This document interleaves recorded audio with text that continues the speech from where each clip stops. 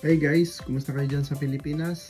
Sa mga nagbabalak at gustong pumunta rito sa New Zealand, meron po tayong madaling paraan.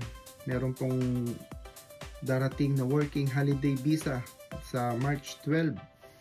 At paano nga ba mag-apply nito? Ganito po ang kailangan nyong gawin upang makapag-apply. Pabilisan lamang po kasi 100 katao lang ang kailangan nila rito sa Pilipinas.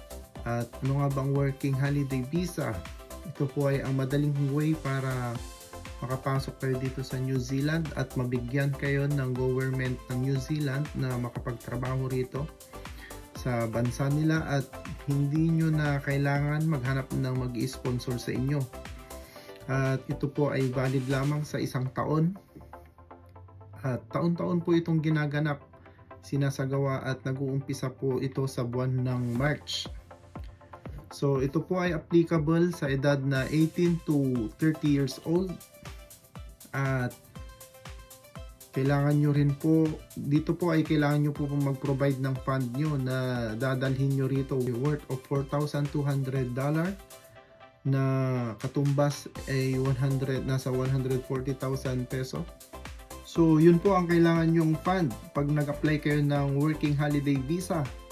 Dahil yan po ang gagamitin nyo kung sakaling kayo po ay maghahanap ng matutuluyan at panggastos nyo na rin sa pagkain nyo sa araw-araw. At kailan din pala rito ng full medical insurance. At konting paalala lamang po, pag nag-apply kayo ng working holiday visa ay hindi po ibig sabihin na kayo po ay meron agad-agad na trabaho rito.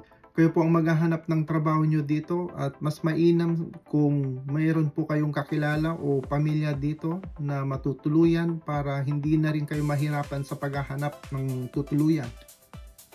Sa mga kababayan ko na nagbabalak at interesado na mag-apply ng working holiday visa ay dapat kumpletuhin nyo na po muna ang mga requirements. O i-visit nyo na lamang po itong website ng Immigration New Zealand dahil nandoon na po lahat ng mga detalye na inyong makikita, kaya unahan na lamang po kayo.